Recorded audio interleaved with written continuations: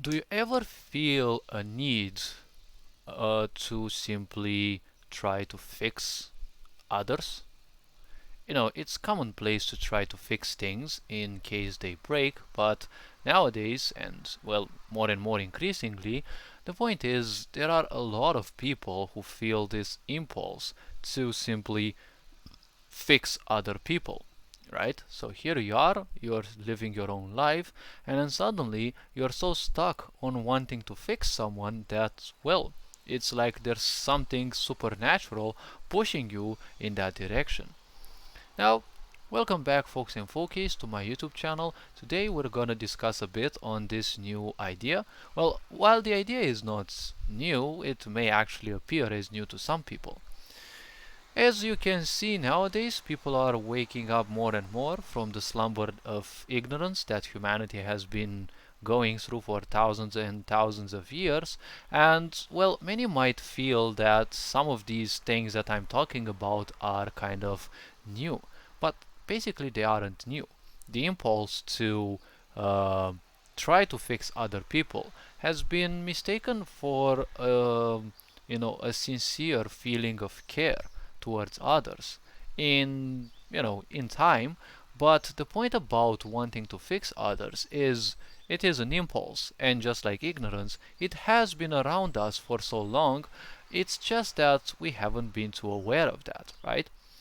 So what does it mean when you want to fix something? Well, when you want to fix something, you have a necessity for that in your own life, right? Other than that, if you were consciously living your life and that thing wasn't going to be needed in your life anymore, you wouldn't have any need for it, so therefore there wouldn't be any hardship in, giving it up, right? But when you are impulsively living, you will keep everything to you because when you live impulsively or unconsciously or ignorantly, you'll always live in impulses, and impulses always mean survival. So technically, when you live unconsciously, you're always on survival mode. So that's why you're always instantly attached to anything that you believe will suit the survival of any part of you.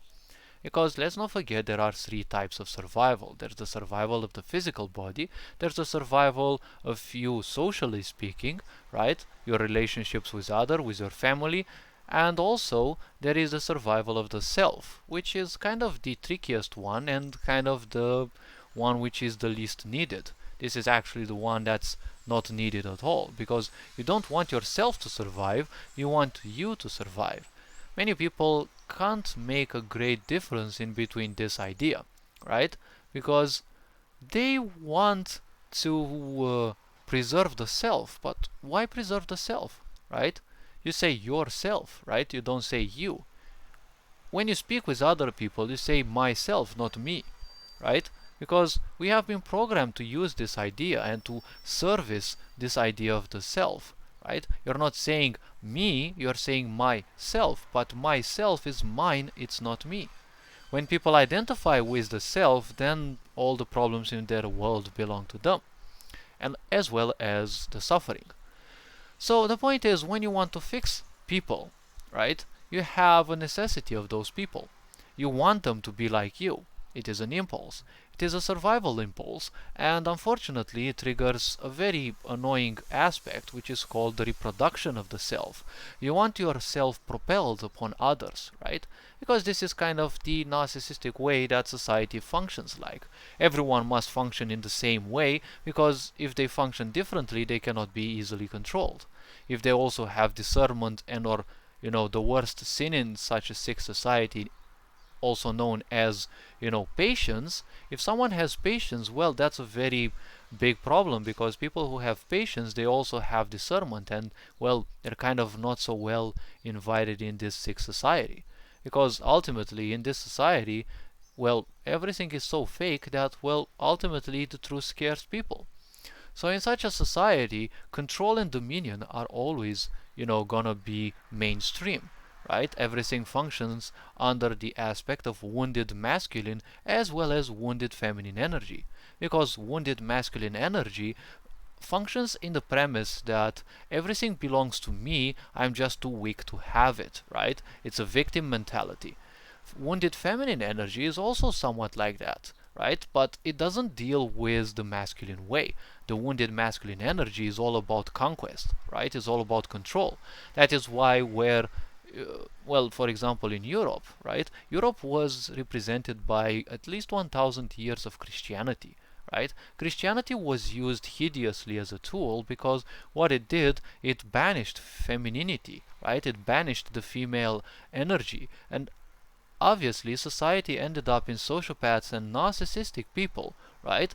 That simply, reeked of such qualities, right? Of such characteristics. Not necessarily that everyone was a narcissist or a sociopath, okay? But these societies are somewhat prevalent in society because these aspects, I mean, are prevalent in society because, well, a lot of trauma down the hundreds of years, well, actually through the thousands of years of ignorance that we've lived, they can only create ignorance, and ignorance means inviting everything in your life without discernment, without any, you know defense, let's say, without any sorting of some kind, right?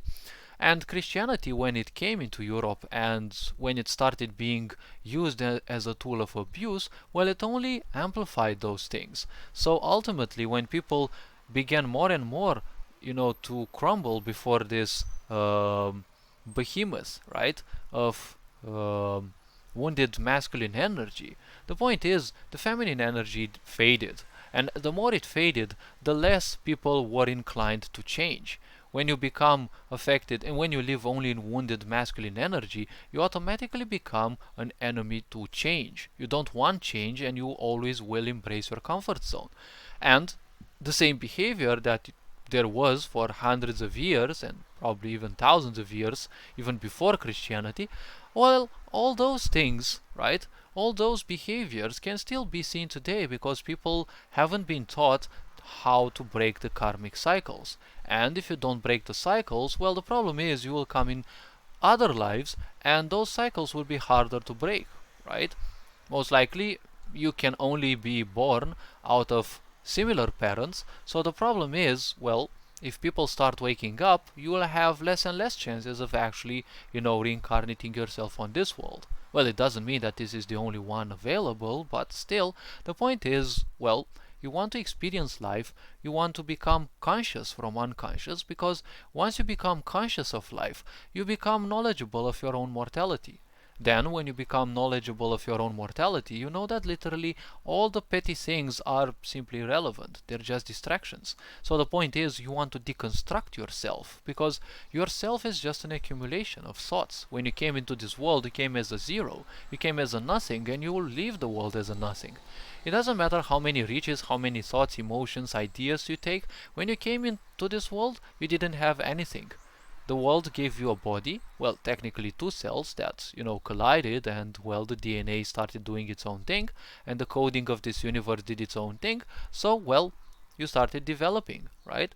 And, well, life is simply development.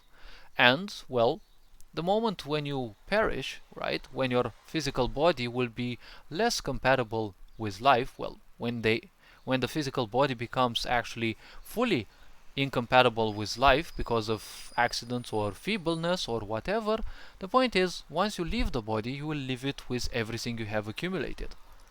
The only thing you will take with you is your karma. Every riches, everything like that, you will leave it in here. Now, this isn't a problem if you live in a lavish way. If you live in a rich life, well, so long as you're not to the detriment of others, that's somewhat of a good thing. But there is also a problem because the moment you accumulate wealth, wealth always comes on to the detriment of others, right? Because the idea of summoning wealth in your own life, not by stealing the money, I'm saying, but by specifically using your skills, right? The moment you accumulate more money, it will always come on the detriment of others, right? Because let's say you're a citizen in Europe or in America, right? You can buy some, highly advanced, gear, right, technological gear, at quite some very affordable prices, right? But that always comes at the detriment of others because in order for you to get those cheap products, there are some people who work in countries under development, right? They're working their asses out in extreme poverty so that we can enjoy those little riches. So, in a way, the moment when you are rich, you are already to the detriment of some people.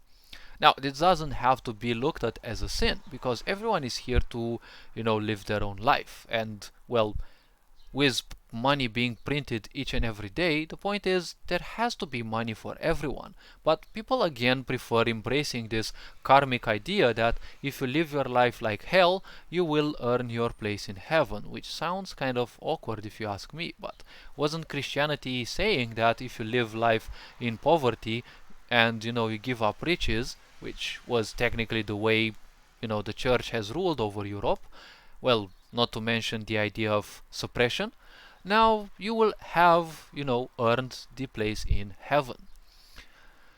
So the point about that is all these, karmic structures that have been sedimented into people more and more, throughout generations and generations of people, throughout, karmic cycles of coming back on this world to finish what you have started and failing probably again and again and again because the karma was too great. Karma still dissipates, but when people live ignorantly, they will always create far more karma than it naturally dissipates. So that is why people live in anguish and such, because the more karma you create that influences you and binds you down, the more you will be prone to lower vibes, right? To lower emotions, to negativity. So the point about this is, automatically you will become one with suffering. When you become one with suffering, you want everyone else to be like you because, well, suffering loves company. Misery loves company. As you can see, we are trying to solve literally everything in this world, and we have been trying desperately to fix the planet. But the question is, haven't we done enough damage already? Because when you try to impulsively fix something, you're creating more damage. And even if you fix a point, you're always gonna focus, because impulse means a lack of patience. Lack of patience also implies lack of discernment. When you don't have discernment, you also have a lack of depth. You may be a very capable person of seeing things in depth, but when you are impulsive, right, when you are taking things from an unconscious perspective, you're not gonna give the right time, so you're not gonna see things in the proper depths. So the point is, you will do things very, in a very shallow way, which means that those people will kind of always focus on, the problem as is, right? That little thing that they see in the present, right? The tip of the iceberg, not on the whole set of triggers that led to that, right? Just like society is working.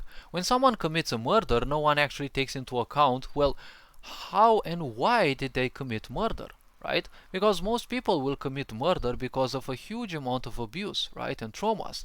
But, well, society just doesn't care about anyone, so, well, they committed a murder because they've suffered a lot, and guess what? They're sent to jail, where again they will keep suffering more and more. Now, from a perspective, it may be seen as, some kind of karmic justice and, you're repaying some of your huge karmic loads. But again, society can actually help cure karma by teaching people how to acknowledge themselves better. Of course, in many cases, people simply are not fixable because, well, they are just a lost cause. Now, what you want to do is, well, you just want to fix your own self. But when you fix yourself, just handle yourself lightly, okay? You're probably doing more than you should, right? You're probably not eating healthily enough. You're probably not doing, enough movement. You're probably not even keeping your spine erectly as you should, right? Because energy flows through the body just like a transmitter from the heavens, let's say, to down to earth, right? And you're a receptacle. It goes through you. And, well, the more straight your spine is, the easier it will be. If it can't go easily, well, you will have energy clogs and blockages more or less. Now, the point about, repairing other people, as I was saying, is because, well, misery loves company. You want other people to be like you because you can't accept someone being different. From a narcissistic standpoint, if you are different than them, you're already superior to them, and that's a problem. because the moment you are different from them, they cannot perceive that as you being, just different. No, they might perceive you, and they will automatically perceive you as being superior, right? And that is always a threat to them, because they always have to be number one. They always fret about this. So the point about such a point is, you want to fix people, okay? This is an impulse you have taken from others. You have learned it from your parents, or they drilled it into your head, because as a child, as I said, you came here as a nothing, and you will leave this world as a nothing. And ultimately, everything in this world is just a tool that you make use of in order to improve your experience, right? You can simply walk 300 kilometers, right? But you can also use a car, because you will simply win a lot of time, right? Time that can be spent doing something else.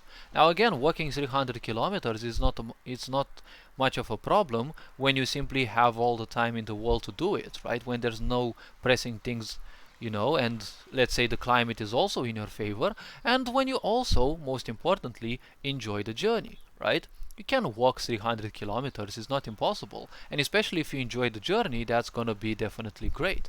But when you have pressing matters and you have to do many things, well, you can't afford that, so you'll obviously use tools.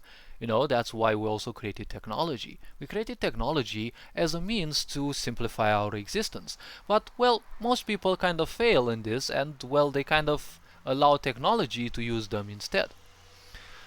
But everyone has to learn their own things. So learn that one thing is important. You don't fix other people. You're not here to fix other people. And most people simply will deny that. Most people will simply refuse to allow themselves to be fixed. Some people will want you to theoretically fix them, right? What is a theoretical fix? Well, this is a concept that I attributed to those situations in which people will abuse you, right? They will play the damsel in distress, they will call for their attention because they are needy, they are theoretically, or probably they are actually defenseless, it doesn't matter. But if people have a habit of being people pleasers, they will please everyone, right? And always to their own detriment, because ultimately lying is all about you running away from who you are. That is the principle of lying. Lying means running away from who you are, okay? On a mental, psychological, spiritual level.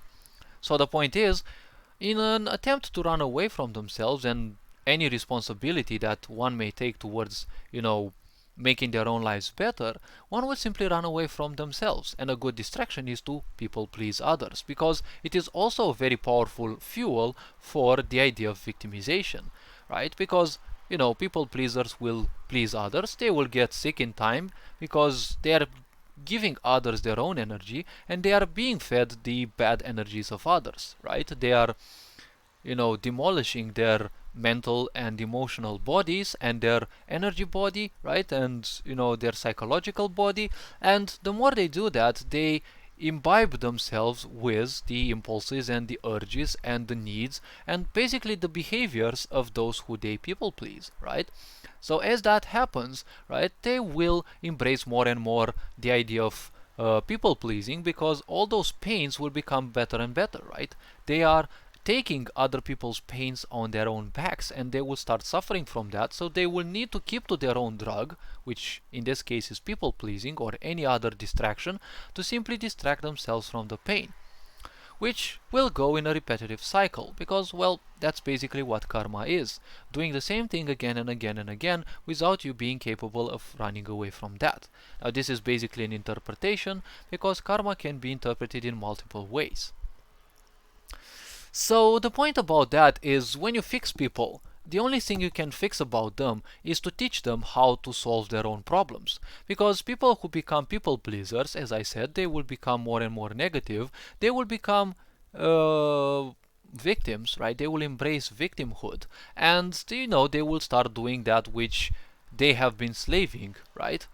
They will actually start requesting that they are people pleased as well.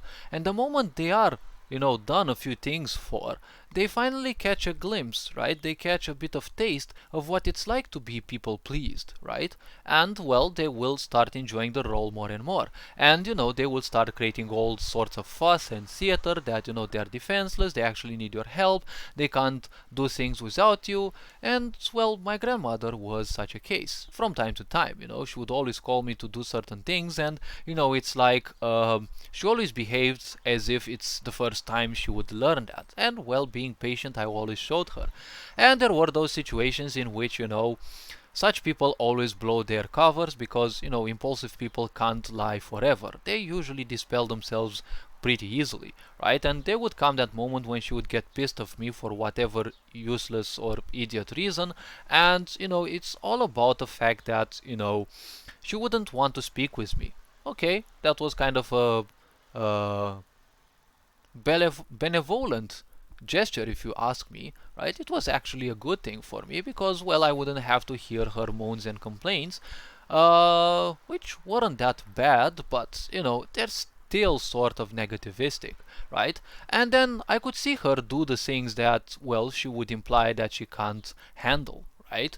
And she would look at me in a very, nasty way because, she kind of was aware that, I saw her doing things that she was kind of lying that she wouldn't do, right? And she would also present herself as, how I nicknamed her, the dreadnought of truth, right? The dreadnought of justice. Because she would always present herself as the righteous being who never lies, right? But people who always repeat themselves, okay? Be very mindful of this because this is also an attempt to fix you, right? Because fixing in terms of psychology doesn't mean that they solve your problem.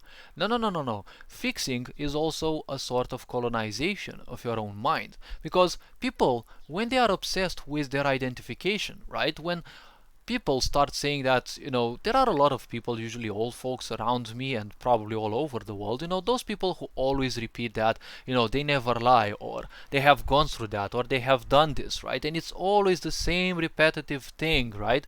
Which is like they're begging you to believe, right? But it's nothing else than an aggressive attempt at fixing you. Now, this fixing means that they want to change a behavior, to change something in your behavior, so that you automatically understand when they open the mouth who they are, right? They present themselves as those people who never lie. For example, well, in the case of my grandmother, right? She always told me that she doesn't like lying, right? She can't stand liars. But, everyone lies because, well, in the first place, meaning is a lie anyways. So the point about, such people is they want you to change, to be changed, right? So that they adapt you to their own necessities. This is the case of a lot of people, right? It can be your family, it can be friends, it can be, more distant relatives, or in more fortunate situations, people at work. Hopefully, well, in this case at least they are not family, right? And you don't have to cope with them. So fixing is a very impulsive aspect. There is nothing good about it, and it's just a desperate way of keeping people close. It just shows insecurities and immaturity, because only when you are immature, emotionally and mentally, will you want to fix other people. When you are conscious of life, you know that only you have to be fully functional. Okay, everyone else has to become functional on their own, because this is not an aspect of, egoism. But in this world, we have to learn the balance in between being a bit, at least a bit egotistical, and also altruistic. Because in this narcissistic world, if you are altruistic, you will be simply be eaten alive. Because there are all these people who will use religion, emotions, and everything possible against you to win your attention, right? Advertisements are made in the same way, right? They always create a problem in your own mind, a problem which you most likely don't have, but they're obsessed with wanting your attention, that they create that problem in your mind, right? That is a narcissistic approach, because they create a problem which you don't have, so therefore it is a lie, and they are also the saviors, right? Which is again another lie, because you don't have that problem. If people actually have that problem, then it means those advertisements are aggressively playing on those people's insecurities, right? You don't have enough money, well, how about you work for us, right? And, well, kind of so many of the, corporations actually say that. while they may pay people handsomely, if, well, there are such cases. I never worked at such, corporations, but, the point is, even if they pay people well, they're still treated like shit in most situations. So the point is, in a society where humans are just living batteries that have to be used, well, if you choose to be a battery, well, you will have the life of a battery. You will be put in a system to support the system, and you can only support the system with lies because, well, if this system isn't run on lies, well, why the fuck does the truth always scare so many people, right? We live in a world so fake that the truth scares people, right? So it's definitely a world that is built on lies. We live in a world where the truth has been reversed, right? Because everything is said and, well, taught so that you do it against yourself, right? When you should cry, no, no, no, no, no, no, don't cry because you're weak, right? You shouldn't be crying because if you cry, you're gonna let out negativity that you don't need. No, but you need it because the more of that you accumulate, you're gonna worsen your immunity system. You're gonna worsen your physical body and you will get sick. And, well, guess what? Society is perfect at fixing people. No wonder why so many people don't survive, right? The medical treatment, right? And many people say that, hey, medication is actually good. Yes, I know the medication and health system are so good. That's why like 50 to 60, even I think almost 70% of people in the US are on some kind of medical prescription. So if you're telling me that this society actually handles, the idea of fixing people, well, I guess it's more like fixing people by adjusting them, right? Because when you adjust something to suit your needs, that's a way of fixing, right? You have a tool that you're using. When that tool breaks, you want to readjust it, right? So that it becomes again usable, right? So technically, you want to use people, right? You want to adjust them so that they can suit your needs, right? You want them to be functional so that you can still have them, right? So always take note of this. You want to have them. When you say you want someone, well, that's possessiveness. That's ignorance. You don't care about them. You just want them close to you because you're suffering from an illusion that if you no longer have that person in your life will simply be shit. And that's why you have so many expressions, right? These expressions can only be used by, impulsive people, right? By unconscious people because you will hear people saying my religion, right? It's not yours. You haven't created it. You're just allowing yourself to be used by it. You're just making use of it because you're having some insecurities, you're having some necessities, right? You feel an urge to believe in something, right? So, in ignorance, you will believe in literally everything, right? That is why so many people trust the news. They will believe the first thing that pops up on their internet feed, and so on and so forth. So, when you want to fix people, it's just an impulse, right? It is just an impulsive behavior. And that's why you also have expressions like my girlfriend, right? Or my boyfriend, right? He is my boyfriend, right? And or she is my girlfriend, right? When you use these, those are just unconscious people, which just goes to show codependency in the first place, right? Those people will always feel alone together because they don't know themselves. And they will attract the same thing. They will attract other people who don't know themselves. So, well, they're just gonna be two people who live impulsively and, well, they will kind of seek to the fulfillment of their own impulses. And, well, the only common impulse is usually sex.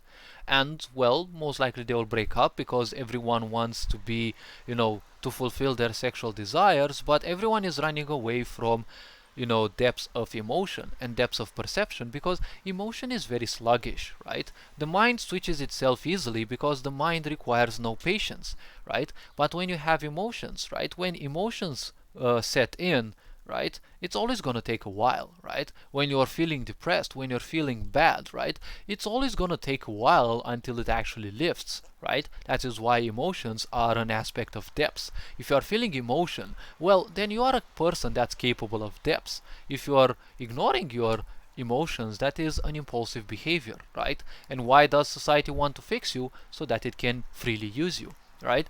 Why does society have something that's called personal development, right? Personal development is a way through which society fixes you, aka adapts you to its own needs, right? Because persona means a mask that you're wearing, right?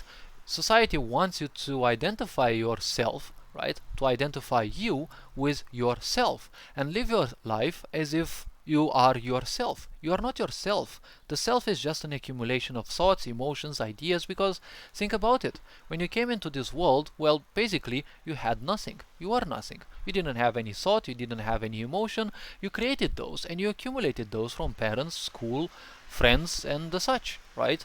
And places that you visit, because there's karmic imprints literally everywhere, so you will pick upon the karma of others as well, right? Upon ideas and thoughts and emotions of others, right?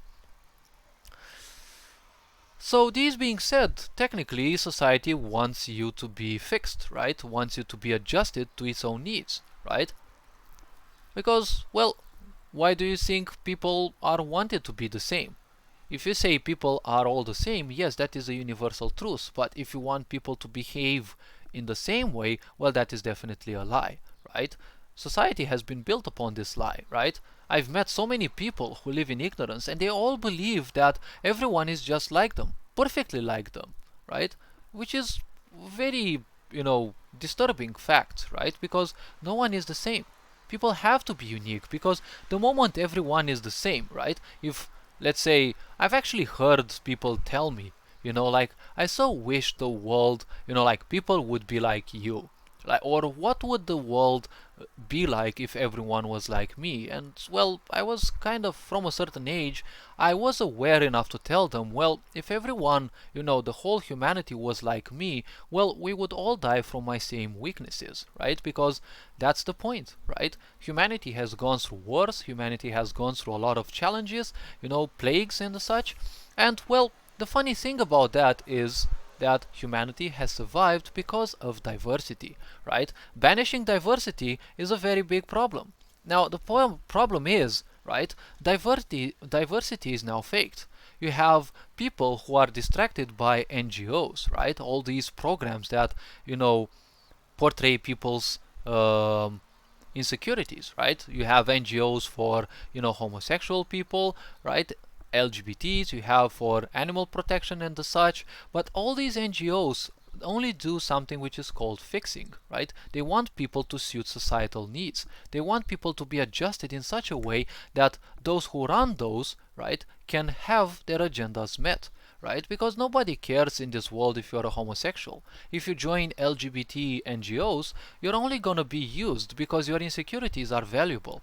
In this society, if you are healthy, you're worthless because society doesn't have need of people who are healthy, right? But the moment you fall ill or you have some mental or some kind of issue or a breakdown, oh, the whole society opens to you with thousands of ways that you can be fixed, aka, well, adjusted to suit societal needs, right? Because if everyone is an ignorant, everyone is the same, right? It doesn't matter when people are ignorant, it doesn't matter how different they are, because they will all act impulsively, right? When people are ignorant, right? When people choose unconsciousness, right? They all become the same. It doesn't matter how much depth capacity they have. It doesn't matter what talents and gifts they have. When they choose to live impulsively, they will only live in survival mode. And that means that they will all live the same. Don't you think that society kind of wants this? Because, well, think about it. We live in a world so fake, the truth scares people. So ultimately, everything in this society is kind of fake. Even science, to certain extents, is a bit limited, and it is kind of limiting because science is also controlled by governments, right? And what does governmental mean? Govern mental, right? Govern the mind. So if everything is controlled, right? What you end up with as knowledge is controlled, well, do you have any more certainty that what is presented to you is actually the right truth, right? Because nowadays there are hundreds of truths, right? There are so many people asking things, and confusion only exists in lies, right? When the truth steps in and people see it, there can be no confusion. Confusion only exists when there are lies and when there is deceit, right? Because confusion appears only when something breaks down. When something that you have been holding dear is no longer useful to you, and you simply are struggling because you no longer have that foundation, right? Foundations are crumbling, so that is why confusion exists. Confusion only exists where there are lies. When the truth steps in, there can be no confusion. When the truth steps in, there can be no suffering. Suffering exists only in ignorance, and especially in unconscious behavior, right? Because ignorance and unconscious behavior are the same exact thing. And where those exist, there will always be poverty, there will always be suffering. And well, with that, there will also be confusion, right? So all this being said, hopefully this video was inspiring. Hopefully this video was eye-opening as usual. You are appreciated. Take care of yourselves. Ferencan Power signing out.